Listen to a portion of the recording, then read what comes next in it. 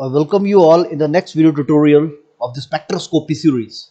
And in this video tutorial, we are going to see an important spectroscopic method, that is the mass spectroscopy.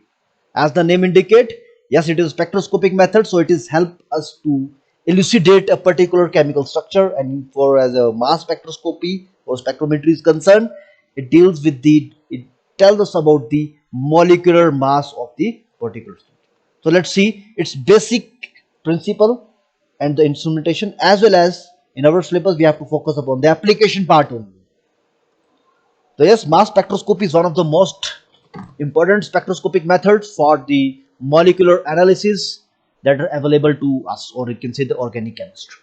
So it is a microanalytical technique that requiring only a nanomoles of the sample to obtain the characteristic information pertaining to the structure and the molecular weight of the analyte, or you can say the sample. So what it involves a production and the separation of the ionized molecules and their ionic decomposition product, and finally we measure the relative abundance of different ion produced. So this is very important. So it is a destructive technique, because we will see in the later section how it is used as destructive. Sample is consumed during analysis, so we cannot recover the sample because the whole of the sample is consumed, because it is, again, it is, you can see the words that are used here: production, we can say the separation of the ionized molecule, okay, and we can achieve this with the help of different techniques like bombardment, etc. So as far as this basic principle is concerned, it is the most accurate method for determining the molecular mass. So it is widely used in the molecular mass determination. In this technique, the molecules are bombarded with a beam of energetic electron. This is important. In this technique, we can bombard, molecules are bombarded with a beam of electrons. So we use beam of electrons in this mass spectroscopy. I hope you remember in UV we use the 200 to 800 nanometer UV visible light. In IR spectroscopy we use infrared radiation. In NMR we use radio frequency. But here we cannot use any electromagnetic radiation, but we are using here a beam of energetic electrons. So in this technique, the molecules are bombarded with a beam of energetic electrons, and the molecules are ionized and they broken up into many fragments, and some of which are the positive ions. And we know each kind of ion has a particular mass to the charge ratio, which is determined by M/E ratio. And for most of the ion, the charge is 1, thus M/E ratio is simply the molecular mass of the ion. So it is a very simple technique in which we use a beam of electron. The molecules are bombarded with it so that they are ionized and broke up into many fragments, and we can calculate the M/E ratio. So let's see this video that is from this channel, Bits the Synesia. So I found this video very useful. Just watch a bit how this mass spectroscopy work. So in mass spectroscopy, as you can see, there's a sample inlet should be there. First of all, we have covered this point that we are using an electron beam. So what happened?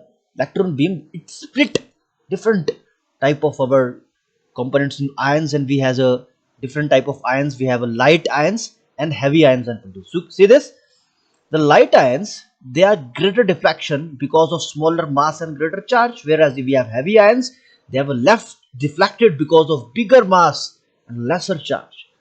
See what happened after this deflection. What happened?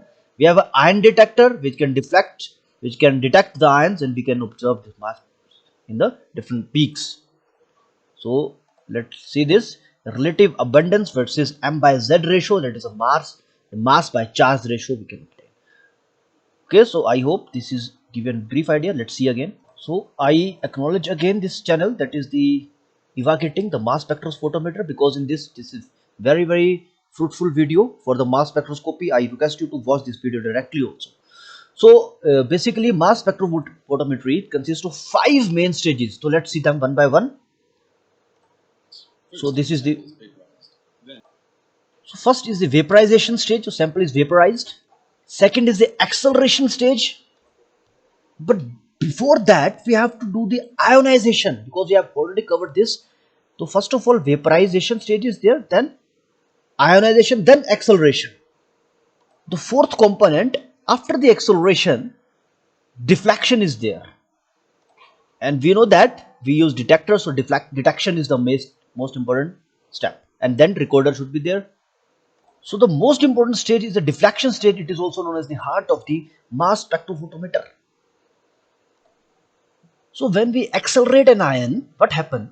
So it will like to keep moving in this straight direction, in the straight line. But in this instrument, that is the mass spectrophotometer, we use here the magnets to deflect the ions. So let's see in detail now. So first of all, again, the main step is the ionization. Vaporization first, then ionization, acceleration, deflection, detection. So this is the why this is hard, because in this instrument is made in this way. This is bend a bit. Look at this. Again the straight line. This instrument is not straight. This is again bent. Okay. So let's see. This is basically deflected. So we use different type of samples as solid, liquid, and gas. But depending upon the sample, we use different type of ionization method. So it will ionization method vary upon the choice of the selection of the sample. In ionization, an electron gun is used, and this electron gun is producing what it is the function of electron gun. It will produce high energy of electrons. Suppose this is an atom and here is an electron is present. So what is the function of electron gun? Electron gun, when it will touch in this point, it will deflect it out. Okay, it will deflect it out, the electrons which are present in the particular atom, and due to this a positive charge will appear. Okay, now the second step is the acceleration, and in accelerator we use two slits which are having different charge. Suppose one slit is having positive charge and other slit is having negative charge. So what was happening here, the ionized, that is the positive charge ions that are produced here, they will get attracted towards the negative charge that is present in this acceleration slit, and they will move forward due to this slits. And there is another part, that is the velocity selector is used here, in which a particular velocity of these ions are selected and they will move along this assembly. And here we have an electromagnet, and due to the presence of this electromagnet, basically a magnetic field is produced. And when these charged molecules they enter in this magnetic field, what happens? A centripetal force is produced, due to which the atom form this path, the curve is produced. Okay, and they reach the detector in an angular path. And the smaller ions, what happens? The smaller ion will produce a smaller curve, because they are under the influence of this electromagnetic field is in the greater way. Whereas the ions which are heavy, we can say which are greater than size, they will produce a higher curve. Okay, and what is the function of this detector? The detector will detect the angle by which these ions are hit on this point.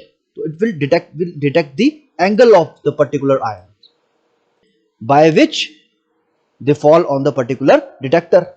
So in this way this instrument is working. Okay, so let's see the application. The pharmaceutical sciences, viability study, yes, drug metabolism study, pharmacokinetic, characterization of the potential drugs, identifying the drug targets. In environmental science, it is used for determination of the pesticide in a particular foodstuff, soil and groundwater contamination also. Yes, it is used in combination with mass, that is liquid chromatography plus mass spectroscopy, used for determining the drugs and their metabolites in the biological fluids and tissues. It is widely used in proteomics.